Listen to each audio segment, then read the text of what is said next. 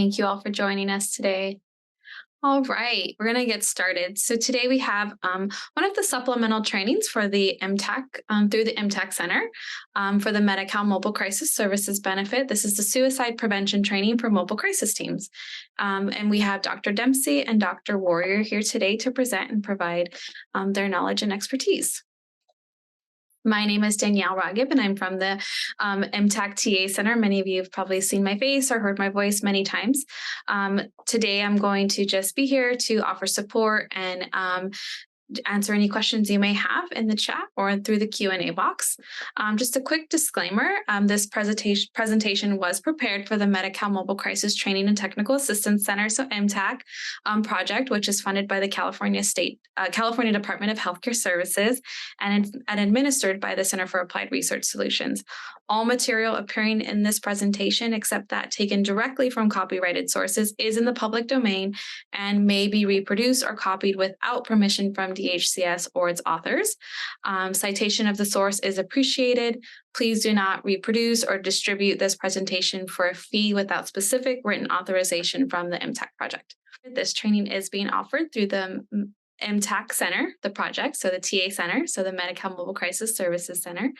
The new direction for mobile crisis services through this benefit is really a transformation of care in the community.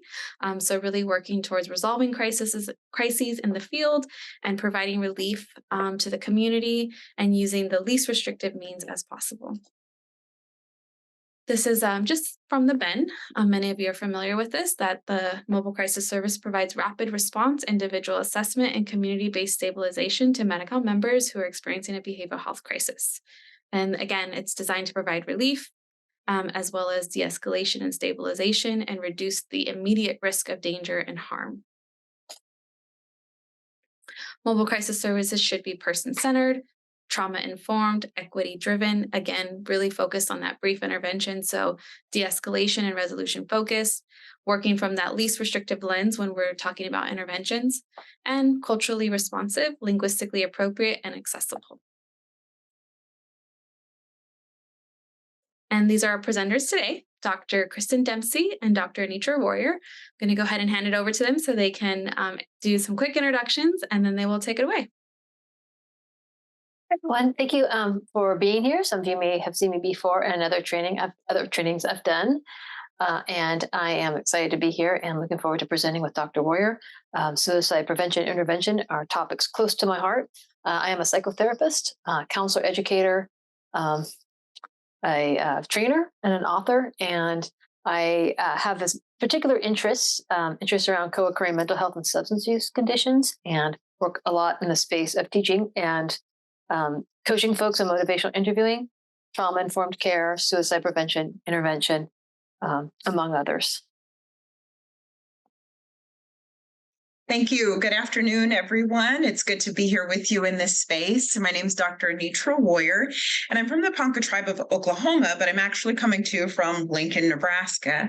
And I'm a psychologist who specializes in serving tribal nations across the country. So we provide behavioral health services to reservations, typically through telehealth, but we also have a huge focus on rural populations as well. And we do quite a bit of work with children and adolescents, and have really taken the lead in Indian country, you could say, in terms of the suicide awareness and changing what the perspective is on this and making sure that we have quality care available to our relatives. So thank you for letting me be here. I would say one other thing I would add that I think I always want people to take away is my role, although I'm a psychologist, my most important role is that of a grandmother. And so I always have to mention my grandchildren when I'm doing a presentation. So it's very nice to be here with you all. I look forward to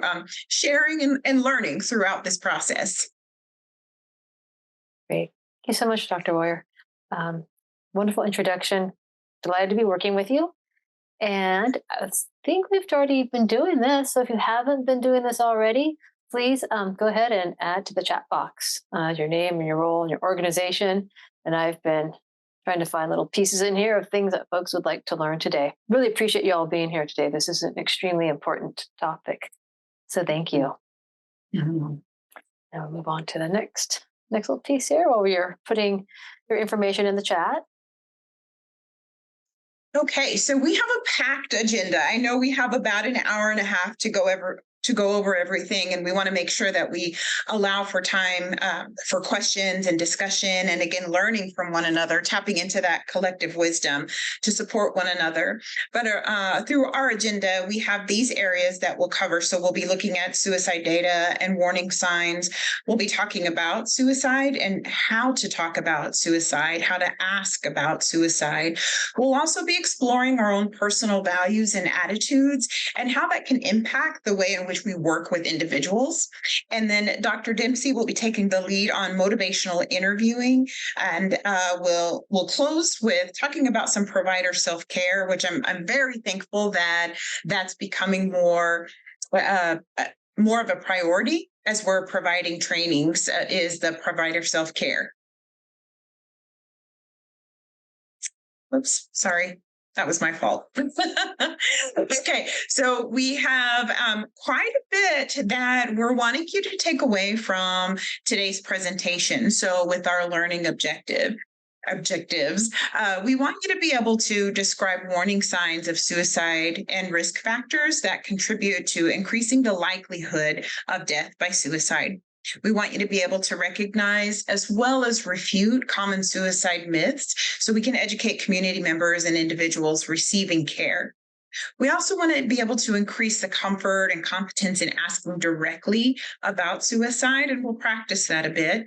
We also want you to be able to identify self-care strategies to help your own well-being and prevent burnout. We want to recognize the suicide risk factors among at least 3 minoritized cultural groups and describe at least 3 trauma-informed suicide assessment and safety planning interventions. Before we begin, though, we really want to make sure we recognize the severity of this topic and that so many of us have been touched by suicide, the difficulties that come along with that, the challenges that we can experience at a personal and professional level. And we want to encourage you all to take care of yourself during this training. Take breaks as needed. And remember, taking care of you is what's most important today. You can message the M-TAC team if there is anything else that you might need during this time. But again, the priority is for you to take care of yourself during this time.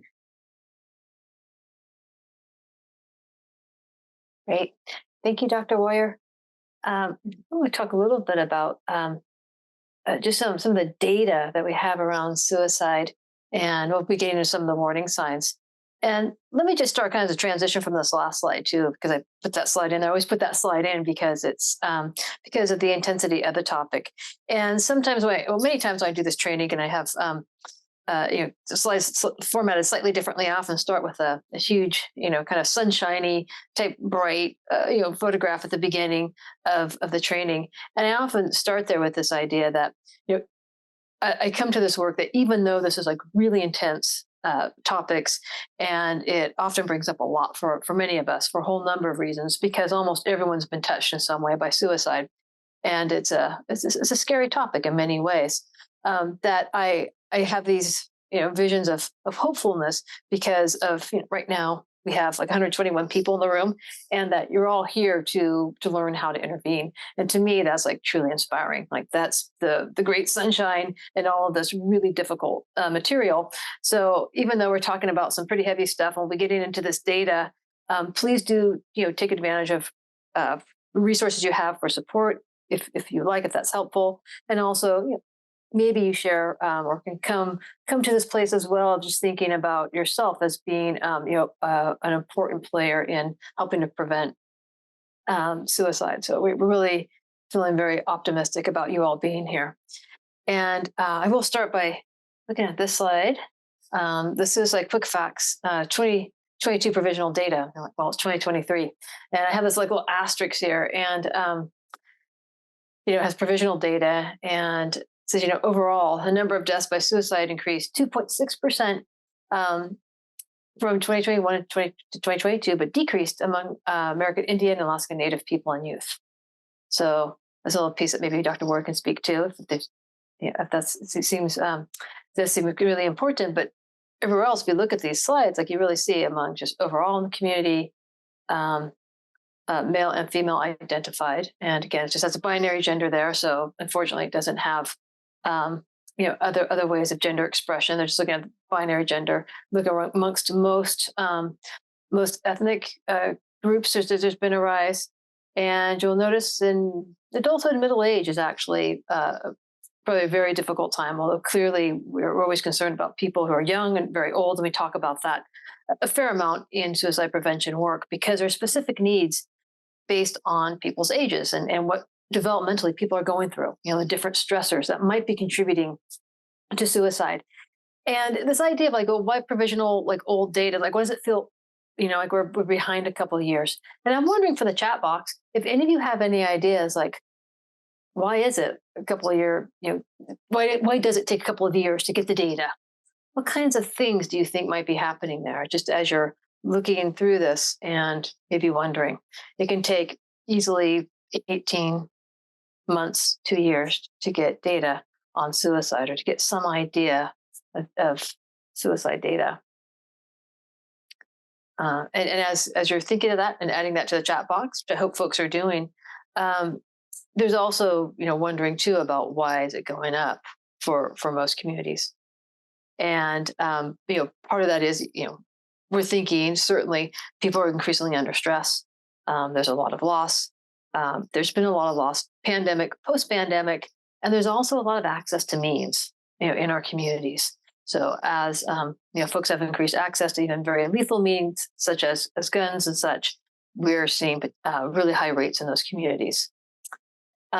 Right. So there's a lot of different things that people are looking at in the chat box. You're absolutely right. It takes a while for medical examiners to figure out who's died by suicide.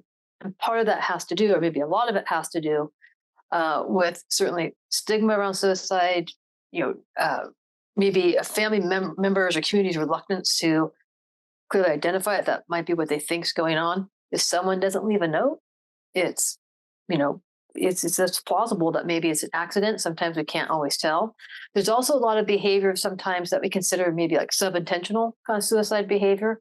Like, I'm not really trying to kill myself tonight, but I've drank for many hours and now I'm driving 110 miles on the freeway, right? Like, I'm not directly thinking about killing myself, but I'm engaging in behavior that clearly could put me at that kind of risk. Yeah, so I'm noticing these folks are getting that into the chat box for sure. Definitely the guilt and shame that families experience. It's also, April, your comments also, I think, important too, like, how we're classifying, folks who are dying by suicide, and the importance, of course, is accurate classification, but misidentification can certainly come up. And most of you are looking at this misreported piece. So it takes a bit to get the story straight, so to speak. But I think in that getting it straight and the fact that this is occurring is also telling us some important pieces around the story. Thank you. And just to add to that, I think it's so important for us to recognize the many ways in which death can happen. So, for example, something that I've witnessed with people that have passed on, specifically when we talk about someone who might be on dialysis and making the choice to no longer go to dialysis, knowing that impacts their mortality, of course, but it's going to be recorded as complications of diabetes rather than it actually being that choice to no longer go and receive services. So I think there's just it can be so complicated when we're trying to get an accurate count of what's actually happening. So with this slide, we're going to talk about risk factors for suicide. So these are going to be individual and or environmental. And this is going to be a short list, of course, but we do want you to still continue to engage in the chat. And again, really focusing on that collective wisdom and how we can all enhance everyone's learning. So with this, some of the risk factors that we see are going to be those prior suicide attempts. We know that for those who have had more than one attempt, it's more than likely that they will move forward and die by suicide with multiple attempts. There's also the challenge when we have the misuse of and abuse of alcohol or other drugs. Then when we look at mental disorders, and this is going to be definitely with depression, there are other mood disorders to take into account, but definitely with depression, that can be a contributing factor. Access to lethal means. This one, I wanted to spend a little bit of time on the access to lethal means, because we think about guns, we think about knives, and it's so important for us to think about where we are in the communities, what is happening for those communities, that historical knowledge that is there. And we've seen different ways across tribal communities that I'll speak specifically to, where we've had the clusters of suicides, and what has happened is it's death by hanging. They've hanged themselves, and so what we're paying attention to is lethal means, and not just guns, not just knives, like thinking about, okay, what's kind of been the trend. And there's discussions amongst people about, pills aren't always going to be effective. If I hang myself, I can do it at night. When no one's awake, it's going to be more silent. But that's a lethal way of taking someone's life. So I think it's really important for us to think broadly about what we mean when we say access to lethal means. Also, a risk factor is going to be knowing someone who's died by suicide, particularly a family member and a close family member. This can really have an impact, as well as the social isolation. This can be a behavior in terms of isolating myself, or the perceived notion of I am isolated, I feel isolated. And so it may be that there's family around, there may be friends, but still feeling that significant level of isolation. And then the chronic disease and disability, which I've already alluded to when I had talked about someone being on dialysis and making that choice to no longer go. So that chronic disease and disability is also a risk factor. And then the lack of access to behavioral health care.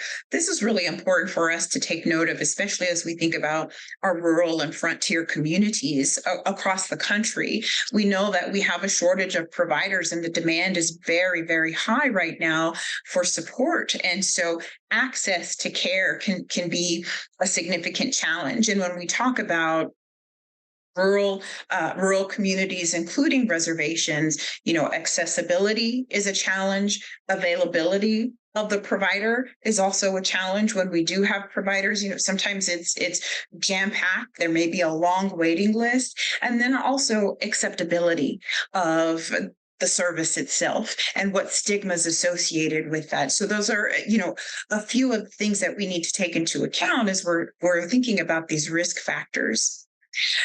And then we have stress resulting from prejudice and discrimination, and particularly with our LGBTQ youth. We also have the historical trauma suffered by American Indians and Alaska Natives. And then for men in their middle years, the stressors of and challenges with traditional male roles, such as unemployment and divorce. All of these things can contribute to risk factors for suicide. With the American Indian prevalence, I know that Dr. Dempsey had mentioned that overall there was a reduction in the number of deaths by suicide. We've also overall seen a reduction in the rates of depression, but we've also seen a significant increase in the levels of anxiety. And so how it's manifesting is going to look different. The other piece is where we're located in the country, because even though overall the aggregate is showing a decrease, you can look at different states and see that there's been a significant increase in the rates of death by suicide. So it's really important for us to take in mind the context or the location and the specific services that are going to be available. That's really important for us to acknowledge. We also have, with the Black and African American prevalence, men have had a larger increase in suicide attempts than any other racial group between 2014 and 2019. Suicide rates in Black male adolescents have also increased by 47% from 2013 to 2019. Racial trauma is likely a contributor to this. I would also say during the pandemic, even from the work that we were doing, even through the Black Lives Matter, there were significant things that were coming up for a lot of our adolescents, our Black and African American adolescents, that really highlighted some of the disparities in treatment. And then with our LGBTQ, the prevalence there, being part of the LGBTQ community doesn't mean that you're automatically going to be prone to suicide risk. But where the challenge comes in is when we start thinking about the stigma, the mistreatment that we're going to experience, at the level of fear, the level of violence that people experience, the rejection that people can experience. So again, being part of the LGBT community does not mean you're automatically going to be suicidal, but it's in response to those things that are happening around you. Now, with white males, they make up around 69% of suicides, even though they're about 36% of the population. So that's also very significant. And then when we look at the Pacific Islands, as high as 16 per 100,000, with young Pacific Islanders dying by suicide. So again, another very high rate. What's hypothesized as a contributing factor is going to be the impacts of Western colonization and climate change. Right. Related to all these pieces around risk factors is that we want to make a distinction between risk factors and warning signs. We'll talk about warning signs in our next slide deck, or next slides. And the idea with the risk factors is that it's good to know, of course, and it's good to know so we can be aware, and also importantly, so we can start doing prevention work. So we can do work to improve the communities and contexts with which people live. So we can do like anti-bullying campaigns. So we can help educate people around the impact of racism, and to help enlighten and educate people, do critical education. All that's very, very important. But as Dr. Warrior just mentioned, that people with risk factors are not necessarily at necessarily imminent risk for suicide. So, for example, if someone has a risk factor, like maybe they identify as an LGBTQI youth, or just had a recent traumatic experience, they are not necessarily actively suicidal. They might have a way of thinking about their experience that is protective. Their context might be one where they're well protected. They may have a lot of great supports, and which is wonderful, right? And that's what we want to start creating for everyone. But that is always important, to understand the context of anyone we're talking to who might be from a community, from a group that has potential risk factors, including, how they identify what group they're part of, maybe what life experience they just went through. For instance, if they just had a loss in the family, or just had a divorce or some sort of separation, all of those things could potentially, be risk factors.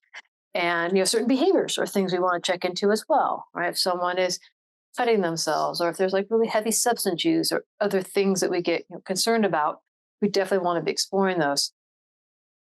But what we really want to be concerned and focused on are what we know as warning signs. And warning signs are more imminent. And these warning signs tend to show, increased vulnerability and potential that anyone could have, because you could have absolutely no risk factors. You have somebody who's completely empowered in this community, have lots and lots of privilege, lots and lots of resources, and still be suicidal. So it can go both ways, right? I could still have some suicidal ideation, even if I have all kinds of resources. So what we're looking for as a provider, having conversations with people who are seeking help, is really looking at where is it kind of transitioning over from potentials into active things that we're particularly concerned about. And here are some examples.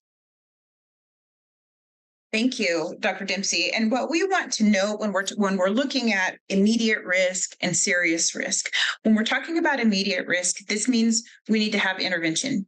This means, do we need to call 988? Do we need to have the behavioral health provider on hand? Who are they working with to make sure that there is that intervention? So when we're talking about immediate risk, we're talking about we're working with someone who's talking about wanting to die or to kill themselves. They're looking for a way to kill themselves, such as searching online, obtaining a gun, going back to those lethal means that we talked about, or discussing feeling hopeless, or having no reason to live. And a lot of that is really about not being able to find an escape, a change from the pain that they're experiencing, and it coming to light. It's now manifesting. And this is where we really want to make sure that we have intervention that is in place when we have someone who is at immediate risk. With serious risk, so other behaviors may also indicate a serious risk, especially if the behavior is new. So this could be an increase in what seems to be related to the painful event. This could be in response to loss or change that happens in someone's life. Also talking about feeling trapped or in unbearable pain, talking about being a burden to others, increasing the use of alcohol or drugs, acting anxious or agitated, behaving recklessly. Dr. Dempsey gave a great example of that as well, with drinking and the driving, sleeping too little or too much, withdrawing, so isolating themselves, pulling away from things, or having that feeling of being isolated even when they are surrounded by support.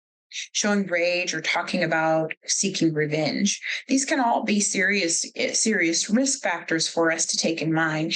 And sometimes what can happen for us is that we're not always tuned in to looking for these things as risk factors. It might be they've gone through something, they're experiencing some challenges, but recognizing these as warning signs, as risk factors, is going to be important for us to have that lens, because, as we've talked about already, it could be one thing that might happen, one risk factor that we're going to notice. And usually there's more, but, we don't always have that lens for looking specifically for that. Great. And I put this slide in here because it's a slide I've been familiar with for many years. Actually, might be a little bit dated in terms of whether or not it's being used a lot, but I do like the slide because it just summarizes in some kind of mnemonic what Dr. Warrior just spoke to, if you can remember long mnemonics. But I always kind of remember the is path warm thing, with the idea like the I is like, we have like ideation of suicide. Right. So it's just the thinking about it, substance use, just, I won't go through this in a lot of detail. We just talked about them, but I'll just say the things with substance use is that it increases vulnerability because of just decreased inhibition. So that's something to be thinking about. Purposelessness is really important. It gets kind of related to hopelessness, which is down the line here, of like why am I here? It doesn't matter kinds of thinking. Anxiety. It's important to think about anxiety too, because I think a lot about depression, and we have mood on this list as well. Depression and suicide are really common, right? That makes sense because someone has such low mood and all the pieces around hopelessness and isolation and all these other features, the discomfort that comes with depression. But anxiety, a lot of times for folks, because of the sleep disruption, also because of the pain of the anxiety and fear, sometimes can really move folks into a suicidal place. Like, I just need this pain to stop, this anxiety to stop.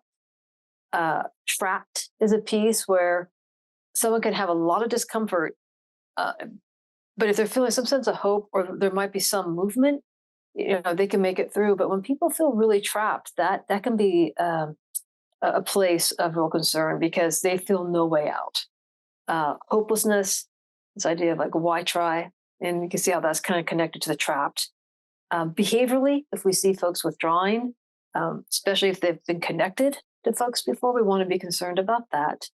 And anger becomes an issue as well, mainly because someone can hurt themselves and certainly others. And sometimes we see that as well, where someone is not just intent about hurting themselves, but sometimes others in combination. So that's something certainly to be aware of. We already talked about recklessness as well. And that's the R in his path worm.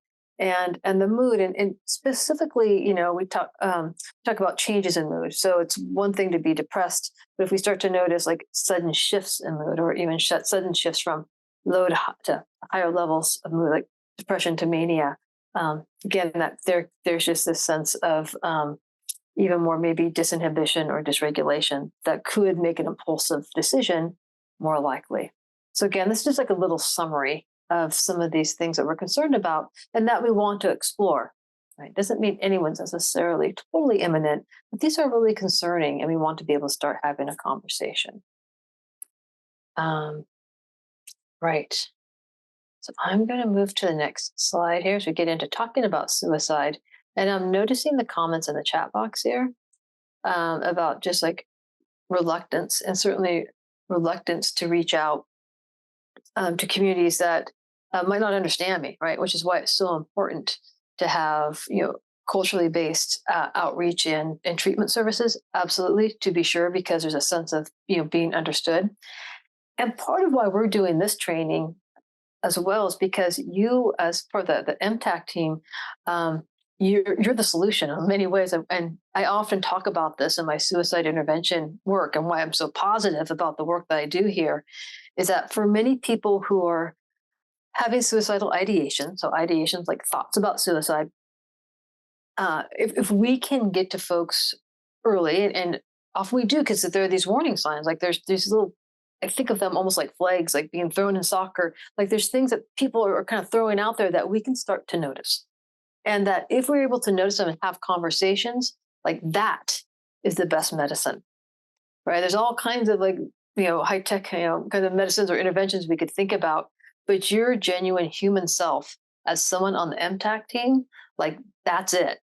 That's the thing that's going to save tons of lives. And it won't catch everybody. And some folks will still need to have like a higher level of care, and it might need to, be in a position of potentially being hospitalized and observed because they just aren't able to engage for a whole number of reasons. But for a lot of folks who are able to have conversations, like what they need is they need to be in relationship. Doesn't mean we have to solve any of their problems right away. We just need to connect with them enough to give them a little bit of that hope, a little bit of resource, and that kind of connection, so they're able to get to the banks of the river, so to speak, right? It's going to get them to the next safe place. And you're in a perfect position to do that work. And what we're trying to do, especially with your teams, is we're trying to have like the idea of like calling police, calling 911. We want that to be the last thing that's done. We really want that to be the last thing we've done, because it is ultimately traumatizing. And, for many folks from various communities, from various minoritized communities, like that's not always safe. Right? I mean, so we want to reduce, some contacts with, law enforcement in those types of contexts. We want to really try to do what we can to provide behavioral health care in this M-TAC kind of way, because it is such a robust and important and meaningful way for people to receive care. I'm out in the community, I'm really in distress, and having folks from M-TAC come roll in is pretty much exactly what a lot of folks need, right? Just that your wonderful presence. And so I'm going to say a few things about how we talk about suicide. Probably many of these things, but we repeat this a lot in suicide intervention trainings, just because some of this is very kind of second nature. Right?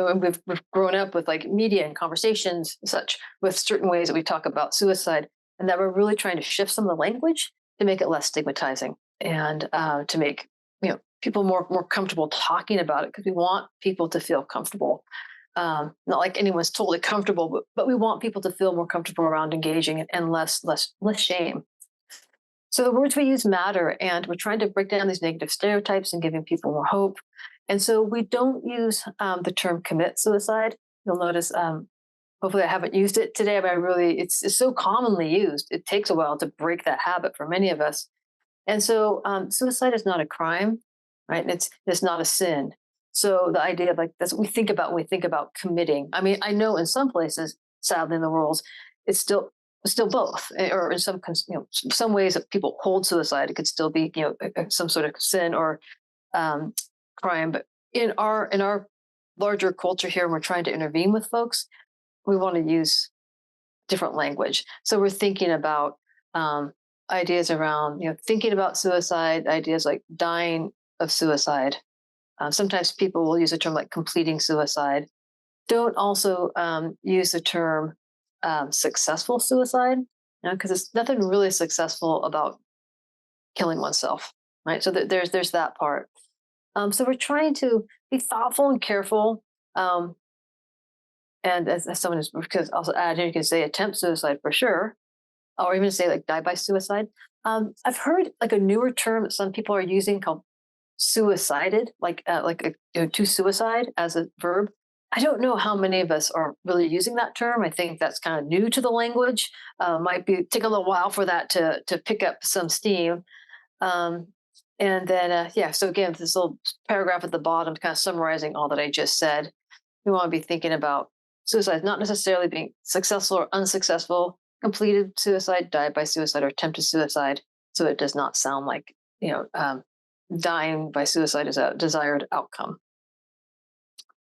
And here's another important one that comes up a lot. I see a lot of families being really concerned about this. If we talk about suicide, will it put it in their mind? Will it make people think about that? And it doesn't appear, and this is not just just me saying it. There's lots of research over decades to show that it does not appear that suicide is a suggestible idea. It appears as if we have strong, innate tendencies to live, and that typically, people don't come to the idea of suicide unless they're under quite a bit of distress. So just suggesting it does not appear to, be causal. But asking directly about suicide, does provide clarity as opposed to, ask about desire to harm oneself. And so, because sometimes if we say something like, oh, you aren't thinking of harming yourself, are you? Or something like that. So, oh, no. Or even this idea of, are you planning to harm yourself, which might be more straight up. Sometimes folks can think of this as, well, if I die by suicide, then, I'll be reducing the harm that's already happening by all the pain in my life, which I know sounds like some real convoluted thinking, but that happens sometimes when we're under this kind of stress. So being like really direct, and asking, are you thinking of killing yourself? Are you thinking of dying by suicide? As uncomfortable as that might be, that's actually really important. And let me just put a little tip in here if this is helpful. One of the ways I try to approach this myself is not just to come out of the blue and say, hey, are you thinking of killing yourself? Because clearly that might be a bit abrupt and feel kind of weird. So what I do is I often reflect on what it is I'm seeing that has me concerned. So think about the warning signs there. I might be saying something like, hey, as we're talking, I'm noticing, you're saying that you're thinking of ending it all. You're telling me that you're giving away some of your most prized possessions. You're looking for someone to help take care of Spot, the dog. And so given all these particular things, it's really making me wonder, are you thinking of killing yourself? And you can even say like, to some degree, like I'm asking this because I'm really concerned about you. And sometimes you can have the sense that people are just telling us, no, because they don't want us to explore any further. I mean, that can happen. There's no way we can always tell 100%. But I'll talk about this a little bit later. If we start to explore in a little more detail and just take a little bit of time to start to explore the difficult, painful things for people, that being heard, that being listened to, often, people's truths will start to come up. People often lie, or I even hate using the word lie, but people often aren't honest to themselves or others when they don't feel safe. So if we're creating a certain amount of safety, we'll often start to hear a bit of what's going on for folks, and which allows us to be able to better help them out. Thank you. Yeah, I think you did a great job of already kind of like summarizing this slide and the fact that we have to be very direct. The other piece that I would add is the tone in which we ask. And that can be really challenging as well. I can recall a youth that had reached out and wanted behavioral health services, wanted to work with a counselor. And so we, of course, had to get consent. When we called the parent to get consent, the parent had called the young person in there and was like, "Are you trying to get counseling? What are you trying to do that for?" And so the tone was very judgmental and made it difficult for that individual to open up. So even the way that the tone in which we ask, like, "Are you thinking about suicide? Are you thinking about killing yourself?" So that tone can really block where we are. So those are really important things for us to keep in mind as well. But again, recognizing that asking directly is so important. And I'm going to jump down to the middle of this where we talk about, are you thinking of hurting yourself? That's actually not the question that we're needing to ask if we're talking about hurting yourself, because this could also mean, no, I'm not planning to cut. I'm not planning to burn. And so it could be a reflection of self-harm. So this question is completely different than, are you thinking of killing yourself? Are you thinking of taking your life? That's why we have to be very direct, because those can be very different things when we ask those questions. And self-harm is very different than suicide, as we know. So that would be the piece that I would add. I think Dr. Dempsey, you did a great job summarizing that and why it's important for us to ask this directly, and then open that door for us to discuss this honestly and give them that space in a respectful manner. Again, it does have to be that very direct approach, though, in asking specifically about dying. Is that their plan? Is that what they're wanting to do? The other piece to this that I would add, and we'll talk more about this as we go into self-care, but is also really having an awareness of your responses and what you have available. So being prepared to hear, yes, I am planning to take my life, and knowing what are my tools, what are my resources that I can use. So just being prepared for that answer. Great. Thank you so much, Dr. Boyer. And there's a couple things in the chat that are interesting. I appreciate both Arturo and Jacob. You have some great comments on some things that you're thinking about in terms of not arguing or engaging in debate. I think that's why reflective listening is so helpful. And Jacob, I like your example of how you might transition into looking at warning signs and concerns into asking directly. I really appreciate that.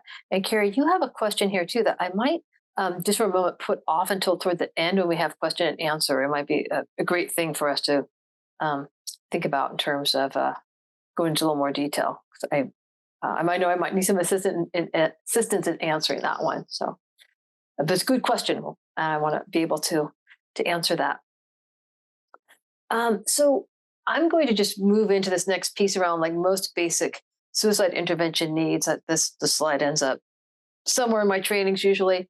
And what I just want to summarize, or if you were to ask me like in a nutshell, like what do I train about?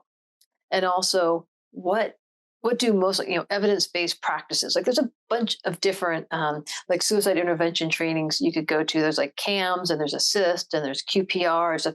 And generally, we're all kind of doing a similar thing, which is that you look for these warning signs that we just talked about. You make an attempt to understand them. Like sometimes people can have a warning sign. It doesn't mean they're imminently, suicidal, or it's in various contexts that may not be imminently of concern. But given what we're looking at, we then ask specifically and directly about suicide. So that's what we just were talking about. And then once suicidal ideation has been established, we slow it down. And I'm going to talk about that in a minute with this idea of like using motivational interviewing strategies as a way of doing that, because we are the protective factor in this conversation now. And then typically we want to then move from this idea of exploring someone's ambivalence into helping them, agree, at least for the moment, to stay safe and do a safety plan. It's really tempting that once someone's told us, yes, I'm thinking of suicide, for us to want to go, okay, let's do a safety plan. Let's just get that done.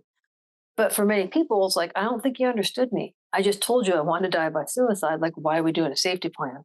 So that's why it is really important just to spend a moment to slow it down, like, help me understand what's going on in your world. Because then when we listen for a while, we can potentially find some reasons or needs or ideas or something in their world that would help them consider creating that safety plan with us. Right? So we have to buffer the I want to die before they can get to I want to live with a safety plan, at least for now. So there's those important transitions. Okay, so next thing we have before we actually kind of get into maybe some of that exploration of reasons to live, reasons to die, some of that ambivalence around suicide, is we do this a little piece I often do in my trainings around values and attitudes and bringing ourselves into the picture. And the reason I do this, and I do this in almost all my trainings, is because we can listen to a training and like, okay, that makes a lot of sense. Take a lot of good notes, get a great idea of how to respond, when to respond, even some things around how to say. But sometimes, like in the environment, it's hard to respond, maybe the way that we're thinking about responding. And because we're noticing that maybe, we want to work really hard to help protect somebody, or we're feeling like, really overwhelmed for particular reasons, like we bring ourselves into the work, which is great. That's what makes the work incredibly meaningful. But there's always the other side of the coin, right? It's always a side of the coin. So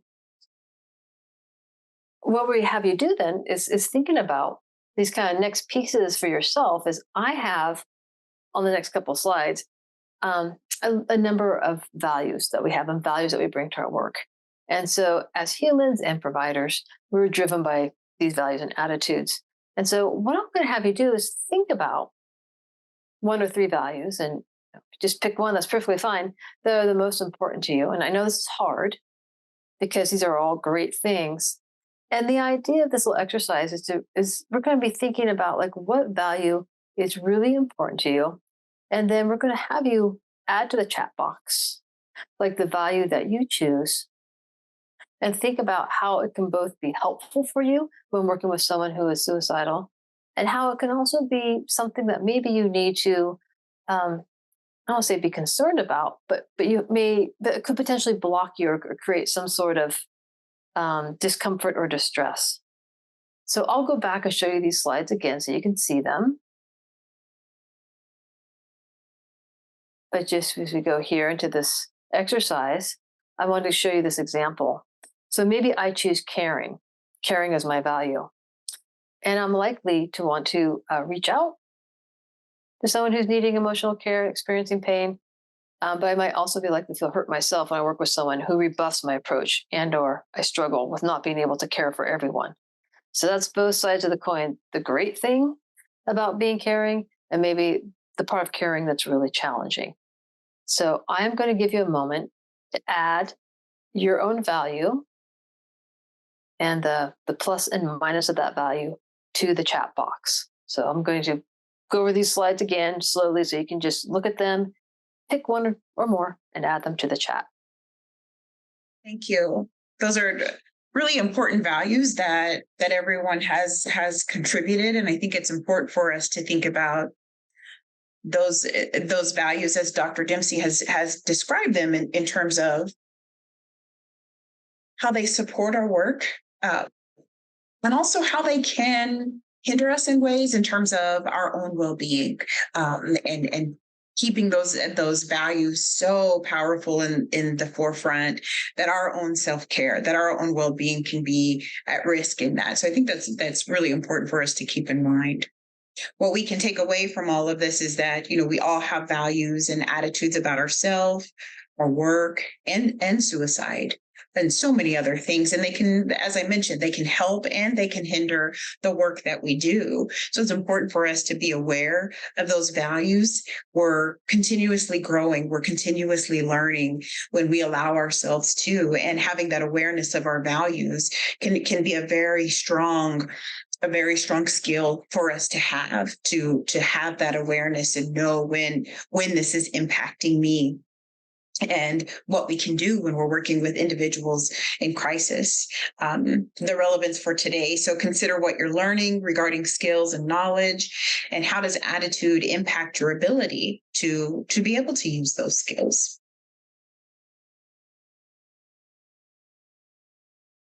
Great. Thank you so much. I'm just noticing, I'm just kind of looking through the chat box, looking at all the different ways that people are thinking about the work. And it is helpful to kind of have that idea of it's great to have all these wonderful, you know, motivating kinds of values because it keeps us really fresh and engaged in this work, and also just be aware of the vulnerability factors. So thank you, Dr. Ray. I really appreciate that great summary. And I'm going to spend a little moment talking about motivational interviewing. We are going to have a whole other separate training on MI. Right? I'm just like using MI in your day-to-day work in mobile response, just because it's such a great tool. And specifically, what I've done here is I have found a way of, using the work of some colleagues as well, of thinking about how to use motivational interviewing and having conversations about suicide. So this is the newest definition of motivational interviewing. There is the fourth edition of motivational interviewing, and apologize, I may have gotten the date there wrong for the reference. It actually came out in 2023. I think originally it was going to come out in 2024. So it came out in August of this year, and it's the fourth edition of motivational interviewing, helping people change and grow. And MI is that's what I mean by motivational interviewing. Sometimes I clarify that because sometimes people hear MI and they think it's a shorthand for mental illness. And MI is a particular way of talking and engaging with people about change and growth to strengthen their own motivation and commitment. So that's an important piece to kind of think about, in that we are having conversations in ways that kind of help move people forward using their own energy, their own priorities, and it's about trusting that folks can work in that way. We are working in motivational interviewing in such a way that we are being facilitative and not over controlling, right? And again, there's more to be discussed on that. But what I'd like to focus on for this particular training in terms of suicide intervention are the four foundational tasks of motivational interviewing. And what we're doing with these tasks or processes, is we first start by engaging and helping to establish a connection, a working relationship. So that's what you're doing when you first talk with the person who might be experiencing suicide. Is you're talking with them, you're just listening to them, you're trying to help them engage and talk, even if they can't talk a lot, just kind of reflecting on their experience, not telling them what to do, but just listening for any of those warning signs or risk factors. When we ask specifically, is someone thinking of suicide, that's actually when we're becoming more focused, right? So we have a place of focus here now. And then in the evoking kind of process is when we're actually having the conversation of, tell me more about your feelings of suicide. Tell me more about what brought you here. And we want to slow it down and just listen to people, because in that conversation, we might be able to get some pieces of reasons, ideas, needs that would move someone away from suicide and towards change, maybe staying alive and doing a safety plan for now. And then the planning is, in this context, is our safety planning. So this is how we often frame this in the motivational interviewing literature. We have these different planks. So we tend to start at the bottom and kind of move up to the top. And our suicide safety plan would be up here in the yellow. The engaging might be when we first start to talk about this with someone. Right? And the focusings that we agreed we're focused on suicide. And in the evoking part, which is really important, I'm listening to someone's dilemmas and really trying to hear what their challenges are. So again, this is a place where it might be just the noticing. Engaging with someone could happen at any time, right? So it could be someone calls you in and you're called into a household to talk to somebody. It could be you're there having a conversation about something completely different. But what you do, maybe you're noticing already there could be some concerns. So in the engaging stage, we're using a lot of these motivational interviewing micro skills to actually create a conversation in which someone feels really like heard and reflected with and responded to. So we use a lot of reflections. Reflections are in the middle here, but it's one of the most important things that we do. It's the mirroring back. And in the engaging part of the conversation of motivational interviewing, and really throughout MI, but we start this way without an agenda. Right. So it isn't my agenda to come in and fix somebody or to get them well or to keep them out of the hospital. I just want to hear the dilemma. That's all I want. That's the only place I want my brain to be. Because once I go into a space of how do I get someone to do something, we're not doing MI anymore. Right. We're getting a bit over controlling, and people sense that. And that's where you start to get into that argumentative thing, or someone pushing back or feeling resistant. People aren't resistant. Resistance is created through over control. And this is not easy. This is hard. So we're listening. I might be affirming some aspect of real strength that someone has, like noticing that strength. It takes a lot of courage to talk to me right now about how you're feeling. That's an example of affirmation. A reflection might be just more generally the mirror back. So I'm hearing you say that you've been really sad for a long time, and it's hard for you to imagine life being any different. You don't really see a way out, right? That could be a reflection. An open-ended question is often a place where we start, but the open-ended question is, tell me about, help me understand what kinds of things are going on for you. And summaries are often like how we collect information. So at the end, often of maybe a particular discussion, maybe 20 minutes into a conversation, or maybe as we're moving from one task to another, we might summarize some of that content. So for instance, in engaging, I might be summarizing some of the warning signs I'm hearing. What I'm hearing you say is that you've been trying for a long time to feel better, and that you're still feeling really depressed and you get a lot of anxiety. You're in a lot of pain and not feeling hopeful about the future. And when I summarize that, to then ask the close-ended question of, and it makes me wonder, are you thinking of killing yourself? Like, it makes more sense in that context because I just summarized all of that content. Later on, when I start to have a conversation with someone about the suicide, after we agreed this is what we're going to focus on, and we're starting to evoke and talk more, maybe I summarize some reasons that they have to live, even if it's very small, and that helps lead me to a change plan. So these are ways that we strategically think about kind of the next steps in motivational interviewing that kind of leads us through helping to have a conversation, getting focused, exploring a bit so we can do the change plan. And finally, on this page, I had the ask, offer, ask. And the ask, offer, ask is a specific way that we give information and advice. I'll tell you about that a little bit later.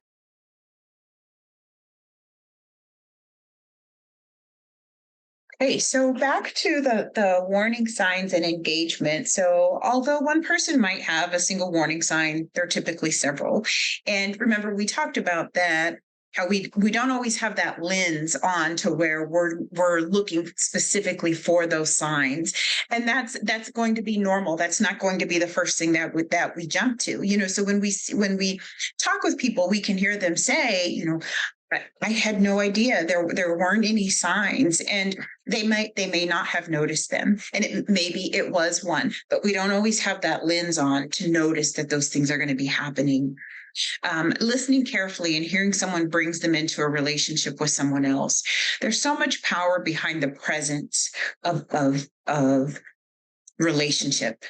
So that's like an evidence-based practice right there. Just the relationship, establishing that relationship and respecting this person as an individual, respecting their life, and just, again, having that presence with that individual is so powerful in terms of being able to actively engage with them and listen to what they're sharing, to where you're gathering information and they can feel that. So suicidality, what we know is a condition of rumination about, it could be the past, loneliness, hopelessness, isolation, and even loss.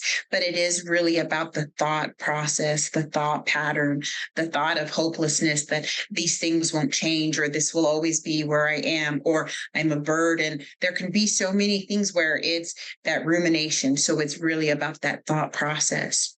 But when we listen, we're bringing someone into the present, and that's where they can be heard and witnessed. And what I appreciate about this slide is just that recognition of the presence. But when we hear people say, I see you, I hear you, yes, you can say that to someone. I see you, I hear you. But doing these things, being actively engaged, being present with them, that's showing the action that I see you, I hear you. When you're engaged at this level, that is showing them. And that's going to be key when we talk about the power of relationship and being present. So when we think about putting these things together, we want to be able to ask about suicide in a way that's empathic, without judgment. When we approach in that manner, when we're present in that manner, we're going to be more able to be successful in engaging those individuals in crisis, just to help them focus on that present moment. So they are there with us as well, not having that focus on the past, not having the focus on the worries about the future. They are in the moment with us. So when we break down these barriers of shame, stigma, and prejudice that can prevent us from talking about suicide, we're able to support that transition for change. It's like almost turning like a little bit of that light on, just a little bit more brightness there. And that doesn't, we don't always have guarantees in any of this, but that does help open the door for that transition to change. We can show individuals in crisis that we're here for them, and we can handle the conversation. And remember, that goes back to what we had talked about, like being prepared for them to say, yes, I do plan on taking my life, and then working collaboratively with them. But again, being present with them, knowing that I have my skills, I know what I can do, I know how I can be of assistance, I know how to be present with this individual and hear them and be there with them. When we've made suicide our focus, we can clearly start to explore the pain. And I think that's just so vital, to be able to honestly open the door to that discussion, to honestly be present with one another.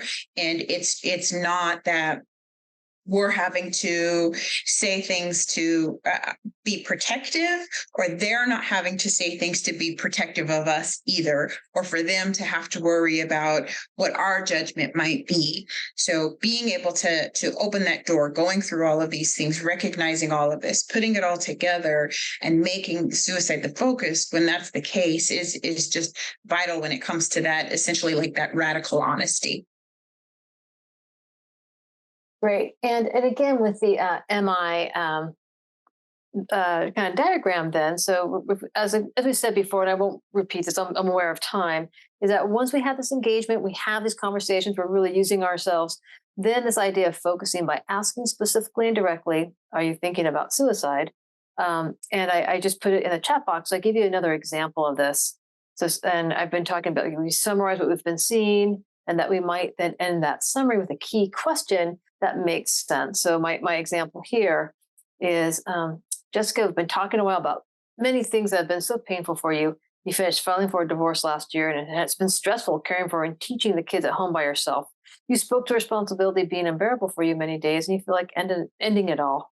So my key question is, given this, I want to check to see if all this has you thinking about killing yourself, right? Like we're coaching that focusing question in that context. So feel free, I'm going to move on for time purposes, but do feel free to put into the chat box if there's anything else you would add, or any other way you would think about maybe summarizing and asking a key question for Jessica. So you presumably have the slides, and you can be thinking about that as well. And so once someone in crisis engaged with your team, going to continue to focus on their suicidal thoughts and really hang in there and just be kind of curious and open. This is how we enter the evocative stage, and so thinking about what's led up to their viewing suicide as a possibility and resolution of their pain. Just want to be really open to hearing that story. And as we're listening, we get into this sense of being evocative, like around the suicide. And so at this point, we are talking about suicide. That's our focus. So tell me more. Help me understand. And even though it seems like it's like a lot, like, I'm a mobile crisis team. I got a lot of other work to do. Totally understandable. But here's an interesting piece that that the developers of MI think about, which I think is totally true. If we act like we are on a time crunch, it'll probably take us all the time in the world to get something done, right? Because we're pushing and people are sometimes pushing back, and it's really a struggle and it's a lot of stress. But if I act as if I have all the time in the world, often we get to what we need to do pretty quickly. So it's like being able to settle in, regulate ourselves, and relax into this. Like, hey, just let's talk about this. How are you feeling about it? Knowing that you have time. Like it's going to be, if it takes 5 or 10 minutes, you can get a lot done in 5 or 10 minutes. And sometimes there can be some questions. Like it sounds like you felt very upset, and have been crying a lot, or whatever the thing that might be doing. And so what we're trying to do is like help them have their experience reflected back, so they can just be present and have that freedom to be talking about it. So what we're doing is we're stopping, we're listening, and reflecting on pain, and that there's ambivalence here. Like they're talking about dying, but they also want to live. Why am I making that assumption? Why do I think that they possibly want to live? Put that in the chat box. Actually, can I put my next slide here, or my next bullet, which is, here's my answer. Like they're talking to us, right? They're talking to us. That shows a bit of ambivalence. That shows some willingness to live. And that even if someone is all agitated and it's like, I'm so upset, and I want to end it all, that kind of intensity is full of life. And that's a good sign. Even though it's uncomfortable sometimes to sit with, that's a really powerful piece. And I'm noticing some things that you all are talking about in the chat box. That's right. When we rush people, it does stress folks out. That's an important piece. Leanne has something really interesting that very well could come up in an evocative kind of discussion, that people start talking about their pets. So many pets have saved people's lives. Going home to feed Spot sometimes is the absolute only thing for many people that's kept them alive. And pets are absolutely protective. Or feeding the plant sometimes. That's an important piece. So again, what we're doing is that we're talking about, like, we listen to the status quo, which is wanting to die by suicide. We're trying to soften that while promoting some change talk. And so you all are thinking about stuff that you have already started to hear from people. Teenagers have dreams and goals. People have pets and animals that they have to take care of. Some people have like strength and courage that maybe got them through really tough times. And that's the stuff we want to keep reflecting on. So I'm hearing like we're really depressed and it's been really hard right now. And I'm also hearing you tell me that you are a really good pet parent, whatever they call themselves, for Spot. I also hear that you're someone who has a lot of dreams and goals. I also hear you're someone who really cares a lot about your family, like whatever it is that they're saying. And you'll notice I'm reflecting back some of this content. Maybe I'm affirming it, but I'm not saying anything like this. I'm not saying, well, what about your family? How could you do this to your family? Or isn't your family going to be? And that just kicks up shame. As soon as we kick up shame, it's almost like game over. That's the stuff that really gets people super agitated and closes down. But if I'm like, wow, I'm noticing like all of these things about yourself. Like I'm noticing all the great things that you're bringing. That's actually really important. So there's a couple of things here. Other things that there's slides here that we kind of added. I'll just kind of peek at just for a second and kind of move on. I know being very aware of time. That sometimes people are reluctant to talk about their suicidal thoughts for various reasons. And so we are, we can just validate that. Sounds like it's overwhelming for you, or sounds like it's really hard to talk about this right now. But the more we're able to stop, pause, reflect, and affirm, what we're doing in that process is we're showing them, demonstrating, I accept you, I hear you, I'm trying to understand you, and I am not trying to control you, and I'm not trying to shame you. And that often creates enough psychological safety for people to keep talking and keep engaging. So, what happens if I have, this information that I've collected in the evocation stage? I'm really hoping to have enough information that I can start to summarize and move into planning. Right. So again, if someone tells me in the focusing stage down here in the blue, yeah, I want to die by suicide, it'd be really odd for me to jump to the yellow and say, okay, let's do a safety plan. Because I haven't really worked with them yet to help them recognize that maybe they do want to stay alive for now. So that's why I'm doing all this evoking, and I might do a summary around what I'm hearing you say is like, this has been really painful for you. And but I'm also hearing you say that there's just people that you care about and you really want to be there for a spot, and you've had some hopes and dreams. So I'm wondering if you'd be willing to talk with me a little bit, that maybe we could make a plan to help you stay safe, at least for now. So there's an offering, there's a query, there's a not being over control, but again, they could choose to say no, right? And so this is where we get into this piece about whether I guide or direct. When we first meet with someone, I want to follow. I want to follow them and hear their dilemma, provide support. I want to guide, like I just did, and listen to their dilemmas, listen for their reasons to live, and potentially lead to safety planning. I might have to be over directive. I might have to be directive if I get to that place and someone's like, "Yeah, got it, great," but you know what? No, I'm going to end my life. Right at some point, then we might be in the process of maybe we need more direction. Again, even then, I try to encourage someone to voluntarily go to a hospital, as opposed to doing the involuntary 5150. If going to hospitals, clearly sometimes we have them there for a reason. Sometimes we need a higher level of care, and we do have an ethical, legal, moral obligation to keep people safe for sure. But we want to try. We want to try this before we go there, because going to the hospital is inherently traumatizing, even with lovely hospitals, even with like really good hospital staff. It still can often be really hard on people. So we're trying to avoid that. But then, we do know that there might be a place where we have to go there.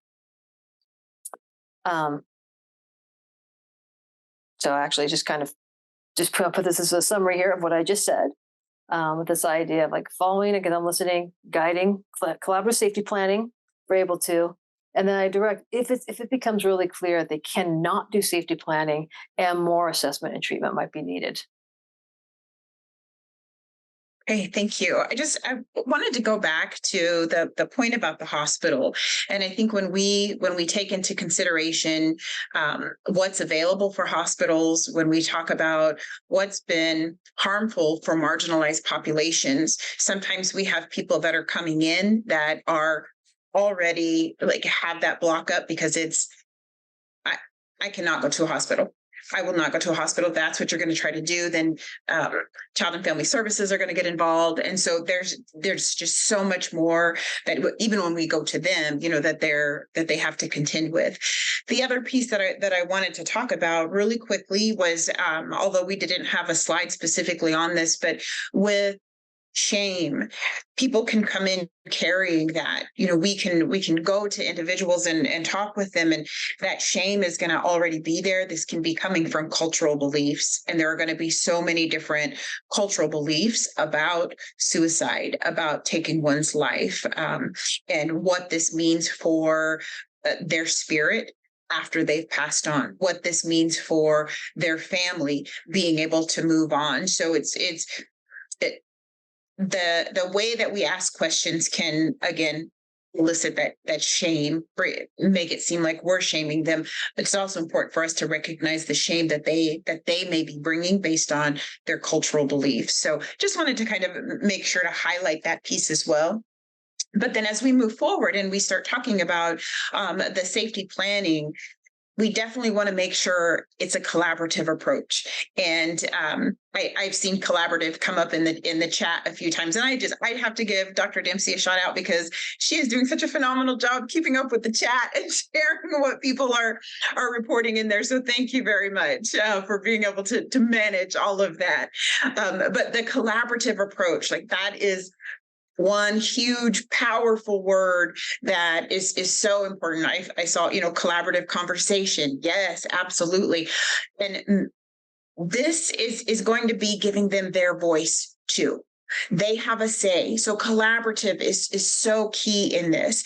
But as we talk about the safety planning itself and those strategies, there's a great resource, and the references here, and I think you all will get copies of the slides, but with the Suicide Prevention Resource Center. So if you've not been able to go to that website, I highly recommend it, sprc.org. And they will go through each of these in more detail. But when we're doing the collaborative safety plan, we want to be able to identify warning signs, want them to identify, what are my warning signs? How do I know that I'm starting to go into this dark place, or this is where these thoughts start coming up? This is what starts happening at that time. And what are going to be some internal coping strategies, ways that I can care for myself, things that I know that have been effective, things that I've used in the past, so there's that efficacy behind those. We want to make sure that they have those internal coping strategies. We also want to make sure that there are social contacts that they have, someone who can distract them from that crisis, who might be, someone's house that I can go to. So leading into family and friends that can offer help, and making sure that it's a healthy environment for them to go to. The other piece with this, and also leading into having professional agencies or contact for help, something that we make sure is in the collaborative safety plan, is those numbers, the means of contact, have to be identified. So it's not just listing a name. Okay, but then how do you contact this person? What's going to be the best way to contact them, to make sure it's not just listing the name, we know how that can happen. And then making the environment safe, and whatever means they've considered, we want to make sure that those are removed, but also thinking about other ways in which we can keep the environment safe. So this is all going to be a part of the safety plan. There are other templates that are available that you can find for free online that touch into all of these areas. They can even be customized to whatever is appropriate for you and your agency and the work that you're doing or who you're working with. But this is really going to be the core focus on doing the collaborative safety plan. Right. And so speaking of collaboration, a great technique for collaboration, which is a foundational motivational interviewing skill, which I showed you earlier, it's like the how to give information and advice. It's through the ask, offer, ask technique. And if you come back and join us for the motivational interviewing training, all of this MI stuff, I will slow down and we'll practice, and there'll be other pieces around it. But the ask, offer, ask is a beautiful kind of intervention, because it really puts into action like what you actually do to be collaborative. Like, it's one thing to say, yeah, I'm being collaborative, but how do you do it? And so what we do here, this is how you do it. And the first ask is checking in with people about what they already know, what they need. What do they already know about keeping themselves safe? What would they like to know from me? And if I have ideas like, hey, as we're talking about this, I have some ideas that might be helpful. Is it okay if I let you know that? So we're asking permission to give advice. That is so critical. Again, when people start to push back or to say, I don't know, it's because often they feel like they're being forced to do something. So if I ask permission, then I can give them like a menu of options. That's in the offer section. Here are a number of different options you have. Here's some information I have about resources in the community. And the second ask is, of the list of maybe, the list of items I gave you, is there anything here you'd like to choose from? Is there anything here you'd like to make happen? If the information I gave you, maybe, is any of this relevant or helpful to you? And what we're doing is we're negotiating a conversation. So again, instead of me taking power and being like, do this, I'm really have this way of being very structured around power sharing, so we can complete that collaborative safety plan. But it's like a dance. It's a dance back and forth of like, what would you like to put down here? I have some ideas. Would you like some help? So we're helping, but we're facilitating in a way that really allows us to stay out of the way. And so now we're getting to our last piece. We only have a couple minutes, so we do want to say a little bit about self-care, because this is tough work. Mm-hmm. Yes. Okay. Next slide, please. What I love this slide, and what you see here are basically like these dimensions of self-care. And I'm so thankful to see this coming up. And I think self-care was more highlighted as a result of the pandemic. And maybe others had seen this in their work environment, but in the, about 20 years that I've been doing this, starting off, self-care was not huge in our conversations, and just being able to manage yourself. It was almost like a weakness to bring it into the professional setting, and discuss it in terms of, what I'm needing to take care of myself in order to be a good helper. And so this is a really good approach to think about, this being kind of that core with our mind, our body, our spirit. The other piece is, really thinking about our environment and how valuable our interactions are, but also how valuable boundaries are, how protective those boundaries are, and knowing when to say no. And this can be different and a challenge when we talk about various cultural beliefs. One example I'll give is from my own experience within my culture. When we're asked to do something, it's very offensive to say no. When it's an honor to be able to carry something on for a family, to take on a responsibility for an individual, or to have a role within a community event.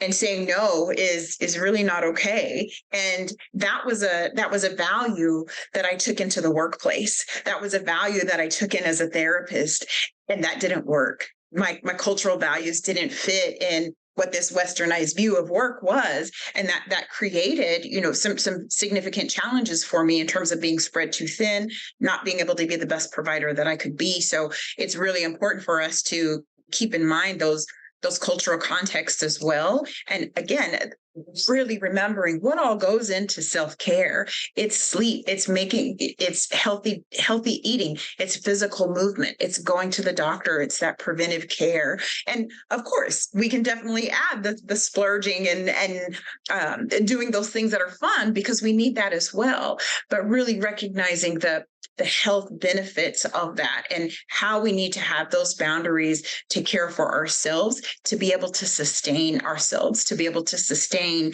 the work that we do. So I know that we are very short on time. So I know Dr. Dempsey has another slide that she wants to talk about with our resilience. Yeah, and go ahead and put some comments in the chat box as I'm going through this, in terms of what have you done to build your own resilience? What I mean by resilience is, resilience being our own kind of flexible strength to survive and do the work that we do. So I'm not talking about toxic positivity, like, oh, just buck up. Sometimes things are really bad, and those things, like systemic issues and such, do need to be addressed. And sometimes our self-care comes from our ability and willingness to address those things. But I like the idea. I keep the idea of like radical self-care. Like, we are the healing instrument, and how do we keep our instrument well? So another way I think about this is, for a lot of providers of care, people are so ethical that I say, what if we think of, I got this from someone else. I got this from someone in the American Psychological Association, but their idea was, what if we said, self-care is an ethical obligation, because if we don't do it, then maybe we can't be as helpful to the people we serve as we'd like. So I think of this idea of radical self-care as something we do for ourselves on a regular basis to promote our wellness and sustainability. It doesn't have to be expensive, doesn't have to be time consuming, doesn't have to be bubble baths and chocolate every day. Maybe it's just getting up and always taking a break at a certain time. Maybe it's just making sure you drink enough water. Maybe it's just taking like a 20-minute nap at some point. Please feel free to put into the chat box the kinds of things that enliven you and allows you to really live to your values, the values we talked about earlier. And I love getting these ideas, because it's a really nice way to finish these trainings with like so much really great energy.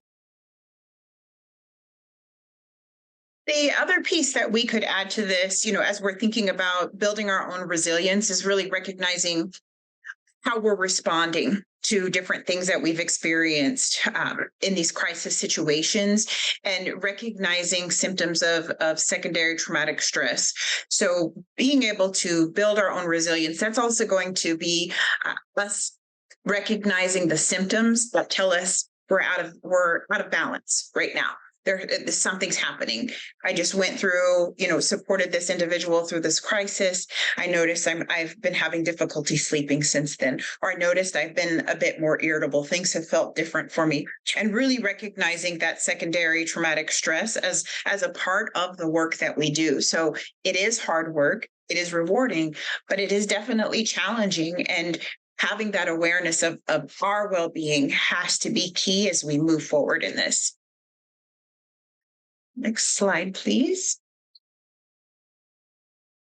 There are some great examples. Oh, we have, let's see, one more back. I can go ahead and do that.